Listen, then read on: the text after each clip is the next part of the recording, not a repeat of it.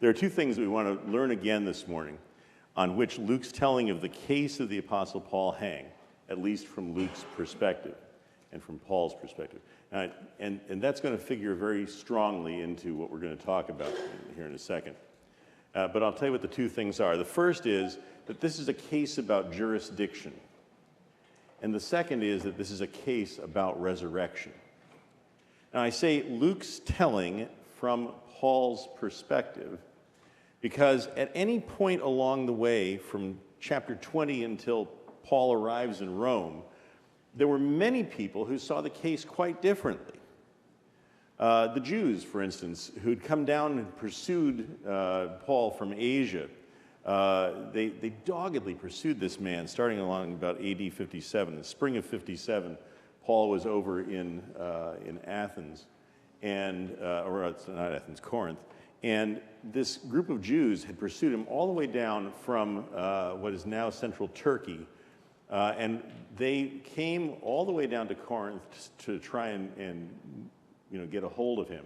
And they thought that he was going to sail directly for Jerusalem from Corinth. And he learns of their plot. They were planning on throwing him overboard, on the trip back east. And so they followed him back across the whole of the Roman Empire, basically, back to Caesarea and finally back into Jerusalem. And when they get to Jerusalem, they're so angry with him, they stir up this riot that we had talked about the last couple of weeks. But they saw Paul's case as a matter of established doctrine. Come on, have a seat. It's great. They saw Paul's case as a matter of established doctrine. Nobody could be saved who isn't circumcised. That was the big deal for them. And we'll get into the whole relationship between baptism and circumcision this coming winter when we do a whole series on baptism. But let their obstinate immovability on this issue serve as a watchword to the church today. They were so locked in on this one issue. Remember, they followed Paul because of this whole issue of circumcision and whether or not somebody who wanted to become a Christian had to be circumcised. That was the big deal for these. They were Jewish, let's call them believers, from Turkey. They followed Paul all the way across the empire simply because he asserted that circumcision no longer marked somebody as a covenant part of the believing body. And so they wanted to kill this man. They were willing to kill just because of the idea that Paul was putting forward about circumcision. And they completely missed the whole point of the gospel along the way. And churches today run the same risk of doggedly getting so locked in on one or two key issues that they miss the gospel. Second, the Jews from the Sanhedrin in Jerusalem, a different bunch basically, saw Paul as an insurrectionist, the leader of a sect of Nazarenes that they believed threatened the future of the whole Jewish religion. So they weren't stuck on this one issue. They were looking at Paul and what was going on, and the fact that when Paul breezed into town, these Jews from Asia followed him in. There's this whole big row, and the leaders of the temple are like, we cannot have this kind of thing going on here in Jerusalem. So whether Pharisee or Sadducee, the two main parties that were dominant in Jerusalem at the time, they all agreed that these Nazarites, or Nazarenes as they called them, just absolutely spelled trouble. I began by saying that this was Luke's telling of the story from Paul's perspective. This differs greatly also from a whole series of how the politicos of the time would have seen it. From the moment that Paul arrived in Jerusalem in AD 57 in the spring, he was arrested at the temple riot, and this whole series of politicians get involved. Claudius Lysias, the Roman tribune in Jerusalem, saw Paul's case as a matter of Jewish law. He wanted no part of it. So he punted Paul off to Caesarea, the administrative capital of Israel.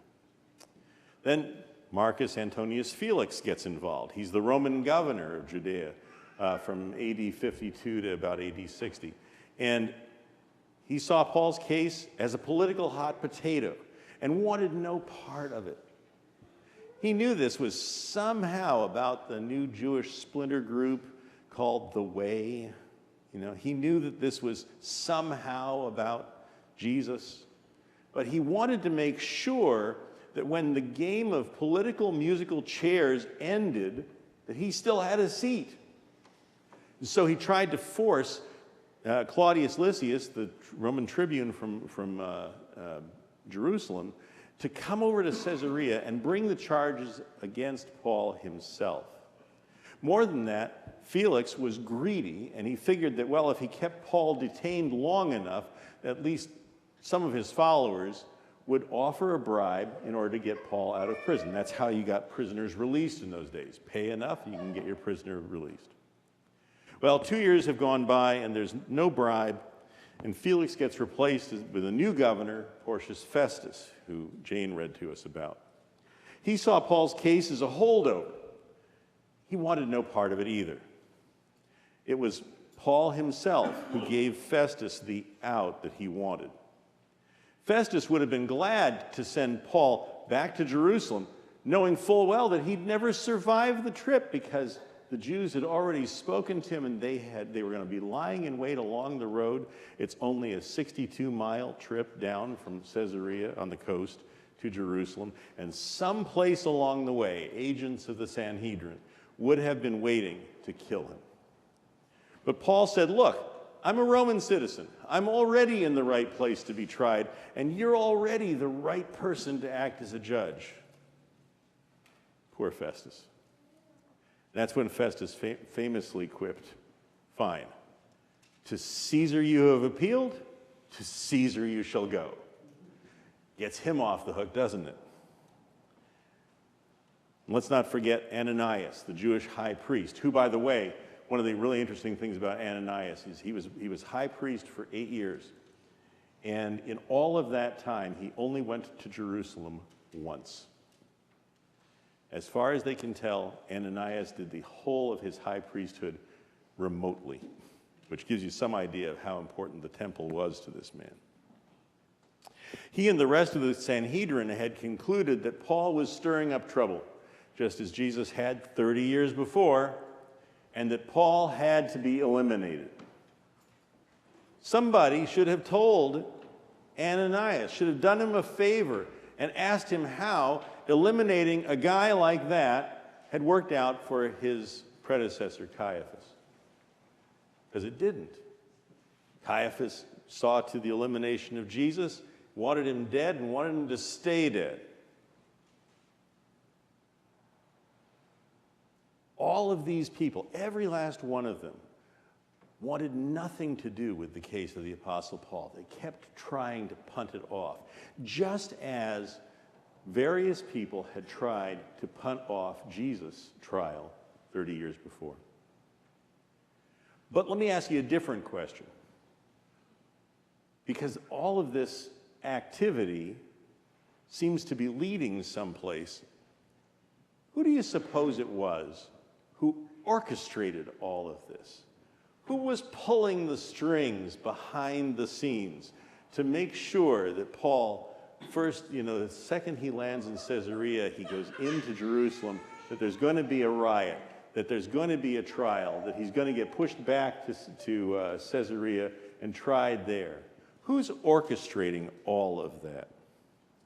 If you ask who was in control of this whole long, chaotic mess that began in the spring of AD 57 with Paul's arrival in Jerusalem and seems to reach yet another impasse as Festus himself bundles Paul off to Rome because Festus wants nothing to do with Paul. If you ask who is really pulling the strings, I would take you back to one night in AD 57 when Paul was being detained at the fortress Antonia in Jerusalem.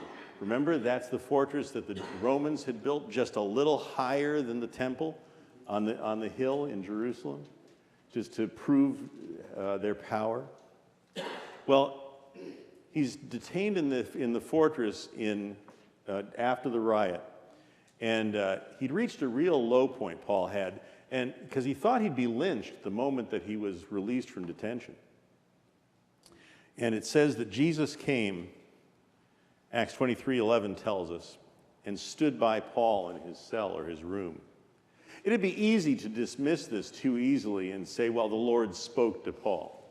We say that pretty commonly in Christian circles. Well, the Lord spoke to me about this or that. But the Greek language is a very, very precise language, and the choice of words means something to us in Greek. It's a very particular language.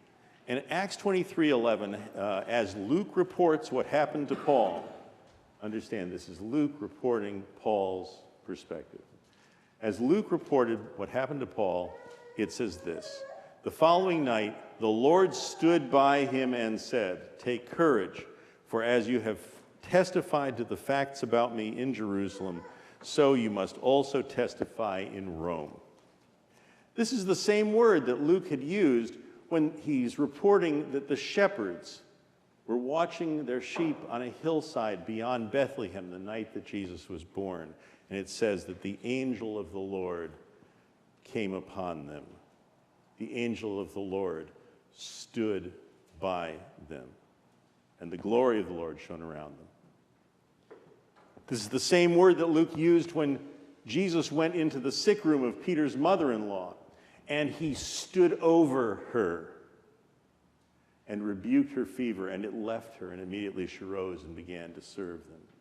When Peter came and stood over, when Jesus came and stood over Peter's mother-in-law, he stood physically close to her. This is the same word that Luke used when two men dressed in white confronted the women as they stood in front of Jesus' tomb on Resurrection Day itself. Behold, Luke writes, two men stood by them in dazzling apparel. They came close. They stood and said, "Why do you seek the living among the dead? He is not here, he has risen." Every other time that Luke uses this particular Greek word and says that someone stood by, he means us to understand that there was a physical presence, not just a spiritual feeling. Paul experienced a post-ascension incarnate rendering of the risen Lord Jesus, whose wounds were yet visible in his hands and side because he was murdered and yet he lives. Paul experienced the risen Lord who came near him at the Fortress Antonia in his cell, only hundreds of feet from the Holy of Holies in the temple with its now torn curtain, forever testifying that the wall between man and God has been removed. And Jesus came and he stood physically present to Paul and said, "Take courage, as you have testified to the facts about me in Jerusalem, so also you must testify in Rome." So as Luke puts it, as Luke tells it, from Paul's perspective, and from our vantage point 2,000 years later, Paul's case was never in the hands of the Jews. Paul's case was never in the hands of Claudius Lysias or Marcus Antonius Felix or Porcius Festus or Ananias or Herod Agrippa or Nero. Paul's case was never in any of their hands. As I said, Paul's case was a case about jurisdiction from beginning to end. Paul's case was under the jurisdiction of Jesus. In many ways, we could rightly say of Paul that he was absolutely indestructible so long as the mission that Jesus sent him on had yet to be fulfilled. Jesus said to Pontius Pilate at his trial, "You would have no authority over me at all unless it had been given to you from above." Paul knew all the way along that he was under the jurisdiction of Jesus, and that though kings should have him called before them and should call him to testify before them, he was not under their jurisdiction. He wasn't under the jurisdiction of King Agrippa, and he certainly wasn't under the jurisdiction of Nero, even though every land, every space that Paul occupied in Nero's mind belonged to him. Paul was under the jurisdiction of Jesus. So first challenge, what's your situation? What hard place have you got yourself into in your life? What case remains unresolved in your life? What fortress or what prison have you been thrown into in your life? What untried case is still hanging month after month and year after year as you await a ruling? Who has jurisdiction over you in all of the uncertainties of your life? The Lord Jesus may not have literally come and stood beside you as he did Paul, but he is standing here, and he is speaking now. Your boss has no authority over you, no jurisdiction over you, except for the authority that Jesus gives him. Your troubles have no authority over you, no jurisdiction over you, except for the jurisdiction and the authority of Jesus. Your disease, whatever it may be, has no authority over you, no jurisdiction over you, except for the jurisdiction of Jesus. This morning, you can truly say to all of your fears, all of your uncertainties, I am under the jurisdiction of Jesus, and I will testify to him in all of these uncertain places. Your case is a case about jurisdiction. It's not what you thought it was. Your troubles are not what you thought they were. And the people who stood against you are not who you thought they were. Because you are under the jurisdiction of Jesus if you believe in him. Second, Paul's case was a case about resurrection. We've talked a good deal about this over the past several weeks. Every place that Paul went, in every public forum that he could find, Paul spoke about the resurrection of Jesus, and the reason he'd gone out was to testify to resurrection. And we have to go back to our original statement. This is Luke's telling of the events from Paul's perspective. The four gospel writers end their telling of the story of the risen Christ and his subsequent appearances with the resurrection. Each one in his own way establishes the centrality of Jesus' resurrection, not only for establishing his identity as the promised Messiah, the Christ, the Son of God, God incarnate, but also to firmly establish and end the controversy among the Jews over whether resurrection was even possible, and beyond the Jewish community, that the spiritual world is not the remote province of gods and demigods and supermen, but that the spiritual world is and always has been the domain of one God who is sovereign over the lives of all people, sovereign over all creation. But Luke then goes on to write a chronicle. He doesn't finish with the gospel ending with the resurrection. He writes a chronicle, not of the whole first century church. There's a lot more that happened to the first century church than this. But he writes a chronicle of how the question of resurrection was settled by the early church, and in particular through the work of the Apostle Paul. Luke establishes the premise early on. The very first thing that the 11 surviving apostles do after Jesus' ascension is to appoint somebody to fill Judas's spot.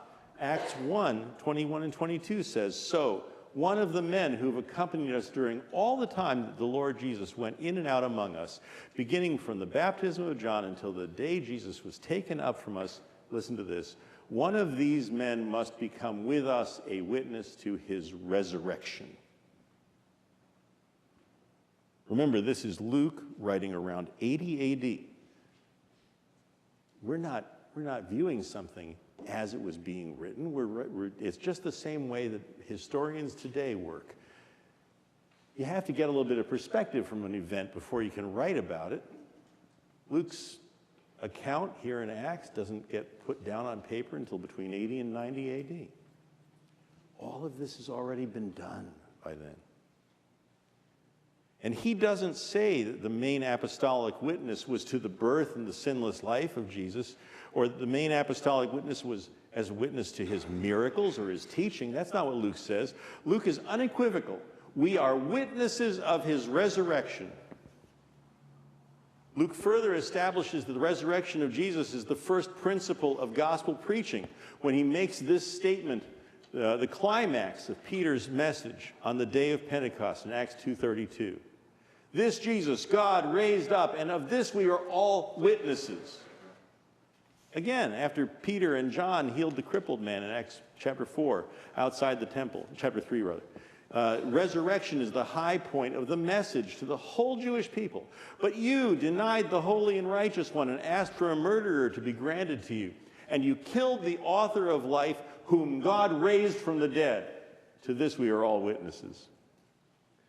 And when Peter and John were hauled before the Sanhedrin in Acts 4, Luke writes, "Let it be known to all of you and to all the people of Israel that by the name of Jesus Christ of Nazareth, whom you crucified, whom God raised from the dead, by him this man is standing well before you." Finally, Luke establishes the mission to the Gentiles when Peter preaches to Cornelius, a Roman centurion, who had come under Jewish influence. He and the Ethiopian eunuch that Philip preached to are the first non-Jewish converts. Peter told Cornelius, they put him to death by hanging him on a tree, but God raised him on the third day. That's Acts 10. And then beginning from Acts 13 onward, Paul takes up the message himself as he preaches, first to the Jews scattered through Turkey, that's Asia, to him, and then to Gentiles all down the Greek peninsula, saying, "But God raised Jesus from the dead." The resurrection of Jesus continued to be not just a focus of first century preaching. It was the focus of Paul's preaching, throughout Christendom in the first century, and ultimately the focus of Paul's trial. When he is finally brought before King Agrippa II, who, by the way, was the final king of Israel prior to the Jewish-Roman War that happened in AD 66. Remember, this is AD 59, 60, something like that right now. So only 6 years later, Agrippa is still king when there's this war between the Jews and between the Romans, and that all ends in the destruction of the temple in AD 70 and the end of the Jewish nation for the time. And Festus brings him, the royal governor brings him before King Agrippa because he's looking for an out, like I said at the beginning. And Festus is confounded as to what to charge Paul with. He brings Paul to Agrippa and he says, "Look, this guy has done nothing wrong that I can figure out. How can I charge him with certain points of dispute about religion and about a certain Jesus who was dead, whom Paul asserted to be alive? I can't seriously send somebody for trial to Nero on a charge he's been preaching resurrection. I'd be laughed right out of Rome." That's why Festus called on Agrippa. He was looking for Agrippa to supply Festus with something he could write to Rome. "King, you got to get me out of this mess I'm in with this guy Paul that your people sent me. I cannot seriously send this man to Rome with a charge that he's been preaching resurrection. Nero would have my job for it. He might even have my head."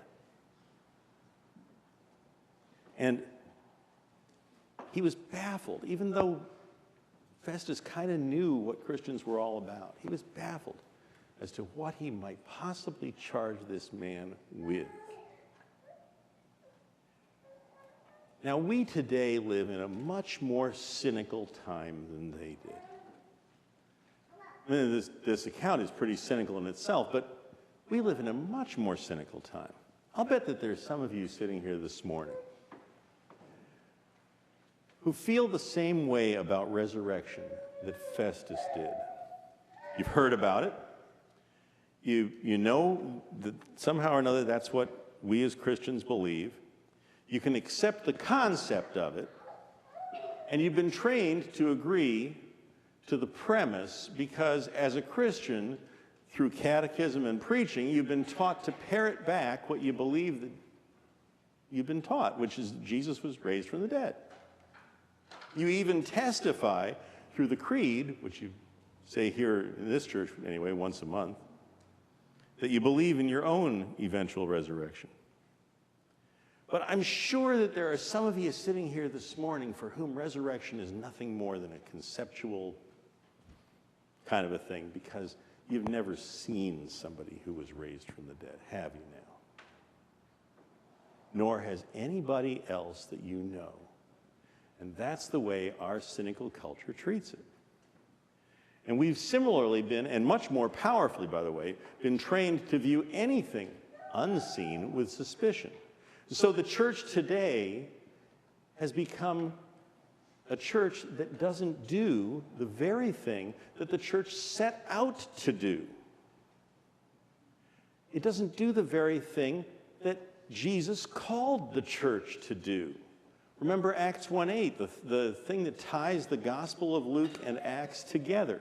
You will be my witnesses in Jerusalem and all Judea and Samaria and to the ends of the earth. The church today focuses more on being a social service organization than being a center of proclamation. The church today focuses more on being a place of healing. We get that. We understand that. Than being a place of resurrection power. The church today focuses more on being an arts organization in some places, a fellowship center, a youth center, a senior center, all of which are visible in the world and all of which we get. We understand those things. But what we don't get is the simple proclamation about one who is invisible and yet risen, incarnate among his people. We don't get that. So no wonder you have a hard time saying to your friends, and actually, someone challenged me after worship last week, and I was talking about a little bit about this, and they said, well, I'm never in a place where I can proclaim this. Nobody ever asks me about Jesus. I don't think people were asking Paul about Jesus. No wonder we have a hard time literally saying to our friends, you know, I believe in Jesus Christ, risen from the dead. You don't do that when you have your friends over for dinner. You don't do that when you're standing across the fence in the backyard. You don't do that. Well, maybe you do that if you're in a bar someplace. Because, you know, in a bar, you've had a drink and you're a little more, as they say, disinhibited. Because you think that it would take a little bit of disinhibition, and I'm not supporting the idea of sitting around in bars, by the way. You think that it would take a certain amount of disinhibition for someone to sit and turn to their neighbor and say, you know, I believe that Jesus rose from the dead. Paul's case was a case about jurisdiction and about resurrection. Do you claim Jesus' jurisdiction about you, his jurisdiction over you? If you claim Jesus' jurisdiction over you, that's great, but understand that if you do, he asks you to proclaim his resurrection to all of those around you. So my second challenge to you this morning is to take a couple of minutes right now in silence, just you and God, and settle for yourself whether you believe in resurrection. I know you believe in Jesus, But I think that most of us have been trained to believe in Jesus and his love because that's a little more vague. And most of us don't give second thought to the central proclamation of the gospel, which is resurrection. Do you believe that the dead are raised? Do you believe that you will be raised one day if you believe in Jesus? I'm going to just give you a second silence. Close your eyes, whatever you need to do to be alone, and to think, do I believe? Ask yourself, do I believe in resurrection?